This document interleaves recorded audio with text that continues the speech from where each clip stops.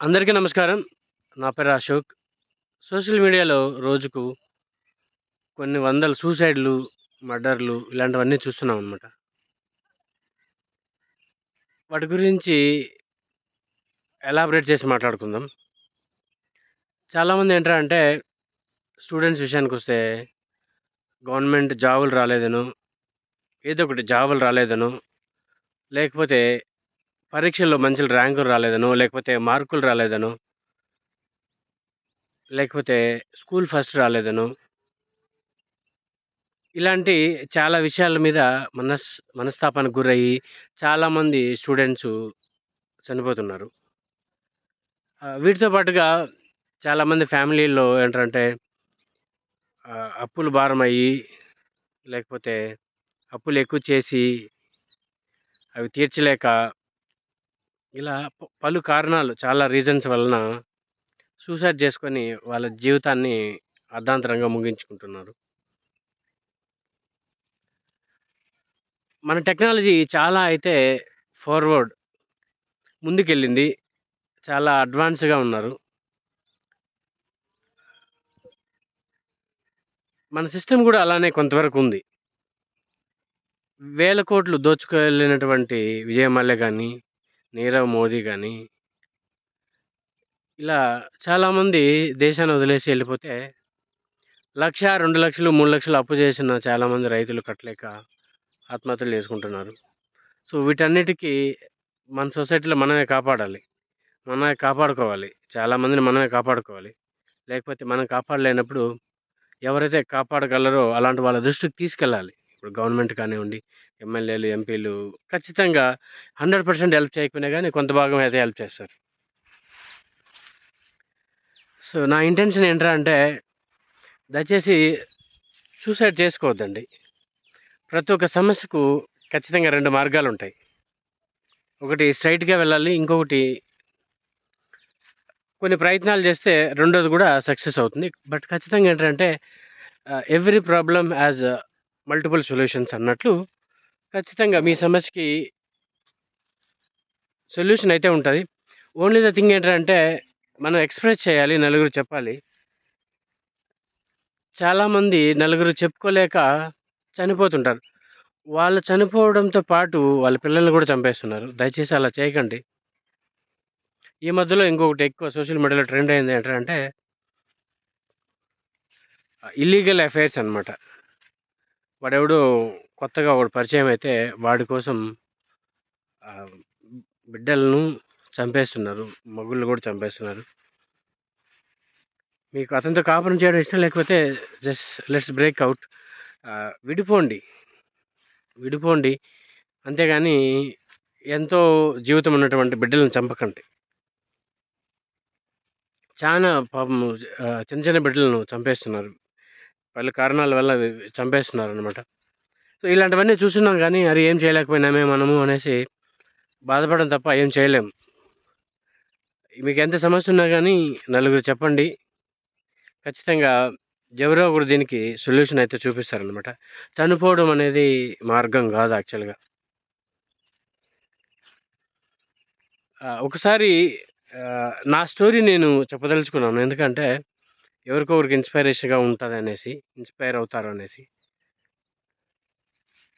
So, మా నాన్న నేను సెకండ్ క్లాస్‌లోనే చనిపోతాడు. మా నాన్న ఉన్నంత వరకు మా ఫ్యామిలీ ఆహ్, ఎ దేనికి కొదవలేదు. మంచిగా బానే బతుకుతున్న ఫ్యామిలీ మాది. మా నాన్న చనిపోతే ఒకసారిగా మాకు రూ. 30,000 అప్పుంటది. 30,000 తీర్చడానికి మేము ఒక ఎకరా పొలం, బాయి అమ్మేసి ఆ రోజుల్లోనే అప్పు కట్టడం జరిగింది. ఆహ్, ఎక్కడ అప్పులు లేవు. మొత్తం ఆస్తులు అమ్మేసి అప్పులైతే కట్టేసామనమాట. సో, మాకు ఇన్‌కమ్ ఎలాంటి ఇన్‌కమ్ లేదు. ఆ రోజుల్లో ఈ విధంగా ఆహ్, పాలు పోసి సంపాదించడం, లేకపోతే ఆహ్, ఇంకా మాకు ఎలాంటి ఇన్‌కమ్ సోర్స్ లేవు. మా నాన్న చనిపోయేటప్పటికి మా అన్న, నేను, మా సిస్టర్‌కి అప్పటికే పెళ్లయిపోయింది. మా అన్న ఉన్నాడు గానీ చాలా చిన్నోడు. అతను కొంచెం ఎలా అంటే ఇర్రెస్పాన్సిబుల్ అని చెప్పొచ్చు యాక్చువల్‌గా. మనోడు ఎవరు చెప్తే వాళ్ళ మాట వింటున్నాడు కానీ అంతగా ఫ్యామిలీ పట్టించుకోవట్లేదు. సో మిగిలింది మా అమ్మ, నేను. మీరు నమ్ముతారో నమ్మరు, నాకు నేను ఫస్ట్ టైం కూలికి వెళ్ళినప్పుడు నేను మడక దున్నడానికి వెళ్తే నాకు 60 రూపాయలు ఇచ్చారు. టెంకాయలు దానిపోతే 25 రూపీస్ 30 రూపీస్ ఇచ్చేవాళ్ళు. మా గ్రామంలో ఎవరెవరు టెంకాయ చెట్లు ఉంటే అందరికి ఆల్మోస్ట్ అందరికీ టెంకాయలు దోసిచ్చాను నేను. కాలువ పండ్లు దేనిపోతే 60 రూపాయలు 50 రూపాయలు ఇచ్చేవాళ్ళు.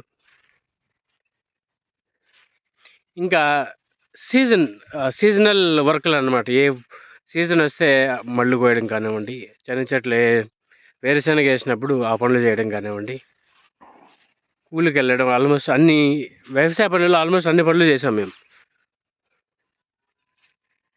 మాకు కష్టాలు వచ్చినప్పుడు ఏడ్చుకున్నాం తప్ప మేము ఎలాంటి సైడ్గా ఆలోచించట్లేదు. అరే మన జీవితం ఇలా ఉంది ఏంటి, మనకి ఎందుకు బతకాలి భూమి మీద అని ఎప్పుడు ఆలోచించలేదు. నా మనసులో ఉండింది ఏంట్రా అంటే, మా ఫ్యామిలీ బాగా బతికిన ఫ్యామిలీ, మా ఫ్యామిలీని మళ్ళీ సెట్ చేయాలి, మళ్ళీ బ్యాక్ తీసుకురావాలని చాలాసార్లు ఆలోచించామన్నమాట.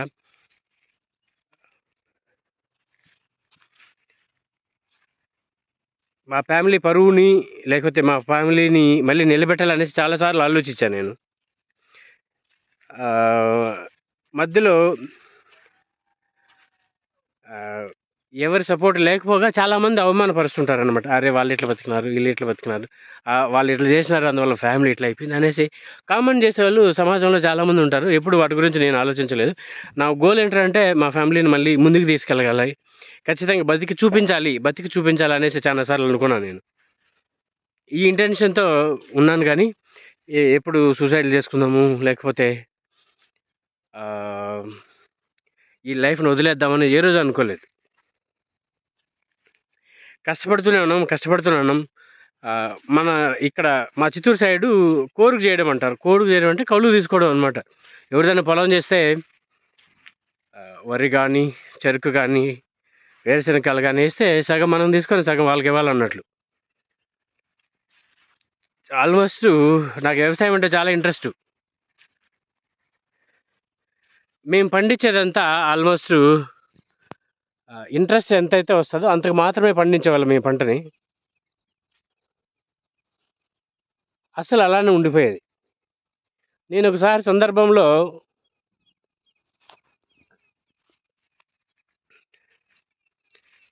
మేము పండించిన పంట వడ్డీకి మాత్రం అయింది, అసలు కట్టలేము, కొంచెం తగ్గించండి అంటే ఒక రైస్ అసలు తగ్గించలేదు. అని చెప్పిన మాట ఏంటంటే, మేము కూడా వడ్డీకి తెస్తున్నాము, మీకు ఎలా ఇచ్చేది అని చెప్పారు. బట్ ఫ్యాక్ట్ ఏంటంటే వాళ్ళు వడ్డీకి తేలేదు, వాళ్ళ సొంత డబ్బులు, కానీ తగ్గించుకోలేదు. వాళ్ళకి అలా జరుగుతుంది ఆ రోజుల్లో. సో మన కర్మ మన అదృష్టం అనేసి నేను ఏ రోజు కూడా ఫీల్ అవ్వలేదు. ఇంకొకసారి రీసెంట్గా వీడియోలో కూడా చెప్పాను నేను. మా వదిన ఒకసారి సూసైడ్ అటెంప్ట్ చేస్తే 70,000 నుంచి 1,00,000 రూపాయలు అంత ఖర్చు అవుతాయి, కరెక్ట్ నెంబర్ నాకు తెలియదు. సో ఆ డబ్బులు కూడా అందించడానికి ఎవరు కానీ సపోర్ట్ రాలేదు. మన ఫ్రెండ్స్ తప్ప, నా ఫ్రెండ్స్ కొంతమంది, ఫ్యామిలీ మెంబర్స్ కాదు కానీ తెలిసిన వాళ్ళ ఫ్రెండ్స్ సపోర్ట్ చేస్తే తప్ప మేము బయటపడలేదు. ఎవరు కానీ ముందుకు రారు. ఒకసారి మనం కష్టాలు ఉండామని తెలిస్తే ఎవరు ముందుకు రారు. గుర్తుపెట్టుకోవాలి. వాళ్ళు నిందించకూడదు కూడా. వాళ్ళకి అలా వాళ్ళ మనసులో ఉంటే, మన ఫ్యామిలీ అనుకున్న వాళ్ళు మనం తప్పులు చేసినా ఒప్పులు చేసినా ముందుకు వస్తుంటారు. మనం కాదు అనుకున్నప్పుడు చాలామంది ఎవరు రారు. సో ఎవరు రాలేదు, మేము దానికే ఎప్పుడు బాధపడలేదు, ఎవరిని నిందించలేదు. సో మన కర్మ అనేసి మేము సైలెంట్గా ఉన్నాం. కానీ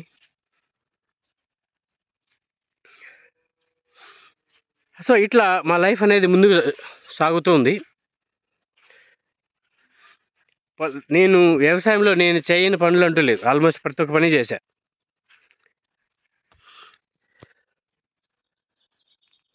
నాకు ఇప్పుడు కూడా నేను ఏ పని అయినా చేయడానికి నాకు సిగ్గులేదు.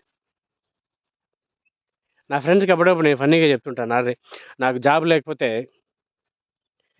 నేను ఏ పని అయినా చేయడానికి నాకు సిద్ధం. సిమెంట్ మూటలు మోయడానికైనా సిద్ధం, లేకపోతే టమాటాలు మోయడానికి, టమాటాలు పండించడానికి, అమ్మడానికి అన్నిటికీ సిద్ధంగా ఉన్నాను నేను. సో, ఎందుకంటే నేను కింద స్థాయి నుంచి వచ్చాను కాబట్టి నాకు ఎలాంటి మొహమాటం లేదు. రోడ్డు పైనైనా తింటా, నేను 5 స్టార్ హోటల్‌లో అయినా తింటాననేసి నా ఫ్రెండ్స్‌తో నేను అప్పుడప్పుడు షేర్ చేస్తుంటాను.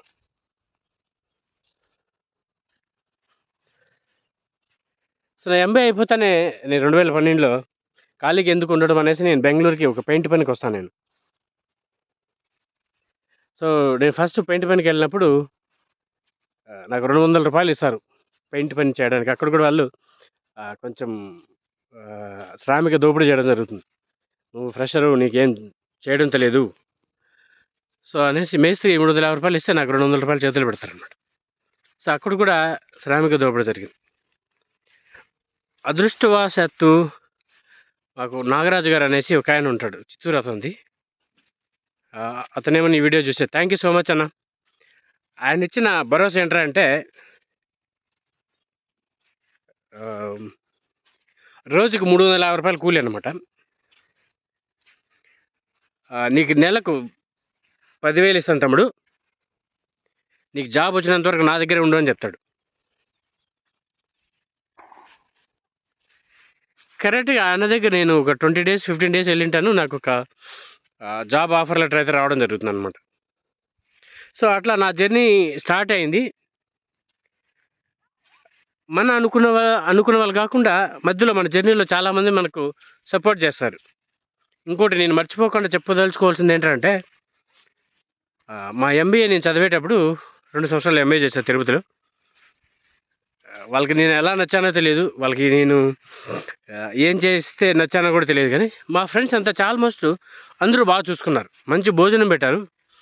నేను ఆనెస్ట్‌గా చెప్తున్నాను, నాకు మంచి బట్టలు కూడా ఇచ్చారనమాట. మంచి బట్టలు కూడా ఇచ్చారు. మునిశంకర్ రెడ్డి గారని, చందు అని, అశోక్ అని, శంకర్ అని ఇలా చాలామంది మాతో పాటు ట్రావెల్ చేసి, సురేష్ అని ఇంకో ఆయన పల్లంనేరు ఉంటాడన్నమాట, సురేష్ రెడ్డి. మేము కాలేజీకి 10-15 కిలోమీటర్స్ ఉంటే ఆటోలో వెళ్తే 20 రూపీస్ అవుతుంది. మేము 10 రూపీస్ ఈచ్, ఒక్కో 10 రూపీస్ వేసుకునేసి ముగ్గురం 30 రూపీస్ వేస్తే కాలేజీకి వెళ్ళి మళ్ళీ వచ్చేవాళ్ళం అనమాట. అట్లా చాలామంది మన జర్నీలో హెల్ప్ చేసిన వాళ్ళు ఉన్నారు. సో, మనం ఏంటంటే ఓపికగా ఉండాలి. ఓపిక, సహనం ఎక్కడగా నశించకూడదు. కష్టపడుతూ ఉండాలి. కష్టపడితే ఖచ్చితంగా ఏదో రోజు ఫలితం వస్తుందన్నమాట. 2012లో జాబ్ వచ్చింది. మా అప్పులన్నీ తీరిపోయినాయి.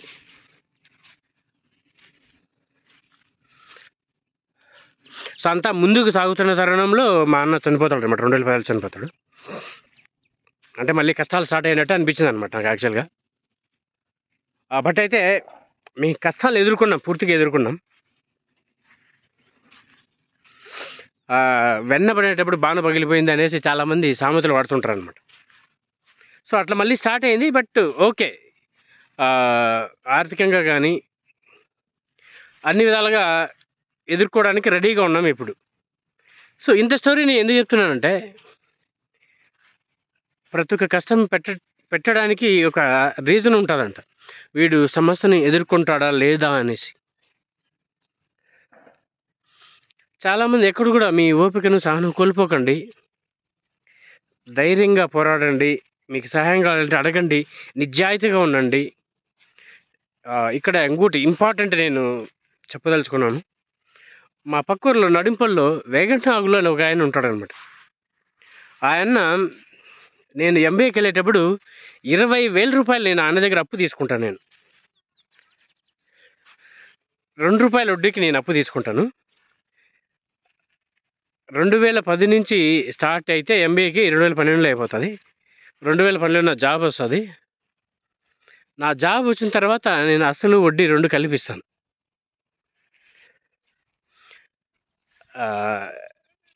ఇంకోటి ఏంటంటే నా రూమ్ ఖర్చులు ఎంబీఏలో ఉన్నప్పుడు అవుతున్న ఖర్చు ఏంట్రా అంటే జస్ట్ మంత్లీ 1,500 to 2,000 అనమాట. సో, మా అమ్మ ఆ డబ్బులు కూడా రన్ చేయడానికి చాలా కష్టాలు పడేది. నేను ఇంటికి వచ్చి తిరుపతికి వెళ్తున్నానంటే ఖచ్చితంగా 500, 2,000 కావాలి మినిమం. మా అమ్మ దగ్గర ఉండదు. ఊర్లో చాలామందిని వెళ్ళి అడిగేదనమాట. సో అండ్ సో వెళ్ళి అడిగితే వాళ్ళు ఒక అక్కని అడిగితే లేదంటది, ఇంకొక అక్కడ లేదంటది. సో ముగ్గురు నలుగురు అడిగితే ఎవరు 5వ వాళ్ళు 6వ వాళ్ళు ఇచ్చేవాళ్ళు అనమాట. అలా నాకు ఎక్కువ హెల్ప్ చేసింది ఈ వెంకటనాగులు అనే అన్న అనమాట. చాలా బాగా చూసుకుంటారు వాళ్ళు ఇప్పుడు కూడా. నన్ను చూస్తే వాళ్ళకి చాలా హ్యాపీగా ఫీల్ అవుతూ ఉంటారు. మంచి భోజనం కూడా పెట్టారు వాళ్ళు. నేను ఎప్పుడైనా వాళ్ళ పండుగ వెళ్ళినప్పుడు చాలా మంచి భోజనం కూడా పెట్టారు, బాగా చూసుకున్నారు. మా రిలేషన్ అనేది ఇప్పుడు కూడా కంటిన్యూ అవుతుంది. సో ఆయనకి మా రిలేషన్ నచ్చి ఆయన ఏంటంటే తర్వాత నాకు డబ్బులు అవసరమైనప్పుడు నేను 1.5 లక్ష 2 లక్షల దగ్గర ఆయన దగ్గర నేను తీసుకునేవాడిని. ఆయన నాకు 1.5 రూపాయికే ఇచ్చేవాడు అనమాట. అంత రిలేషన్షిప్ నేను మా దగ్గర. సో మనం నీతిగా నిజాయితీగా ఉంటే ఖచ్చితంగా ఎప్పటికో ఒకప్పటికి ఖచ్చితంగా సక్సెస్ అనేది వస్తుంది. ముందుకైతే వెళ్ళచ్చు. సో కష్టాలు మనకే ఉంటాయని చాలామంది ఫీల్ అయిపోతుంటారు అనమాట. కష్టాలు ప్రతి ఒక్కరికే ఉంటాయి, వాటిని గట్టిగా ఎదుర్కోవాలి, గట్టిగా సమాధానం చెప్పాలి. ప్రతి ఒక్కరికి సక్సెస్ ఖచ్చితంగా వస్తుంది. కష్టపడే ప్రతి ఒక్కరికి సక్సెస్ ఖచ్చితంగా వస్తుంది. సో ఓన్లీ థింగ్ ఏంటంటే పేషెన్స్ ఉండాలి, సహనం ఉండాలి. కొంతమందికి సక్సెస్ ఇన్స్టెంట్గా వచ్చినా కానీ అది పర్మనెంట్గా ఉండదు. కష్టపడేవాడికి ఎప్పటికైనా సక్సెస్ వస్తుంది, అందులో డౌట్ అయితే లేదనమాట. సో నా స్టోరీ కొంతవరకైనా ఇన్స్పైర్ చేస్తుందని అనుకుంటున్నాను. సో 16 మినిట్స్ వచ్చింది. ఇంతటితో వీడియో క్లోజ్ చేస్తున్నాను. Thank you so much. ఖచ్చితంగా ఓపికగా ఉండండి. మీ కష్టాలన్నీ తొలగిపోయేసి ఎప్పటికో ఒకసారి సక్సెస్ వస్తుంది అనుకుంటున్నాను. Wishing you very all the best. Thank you so much.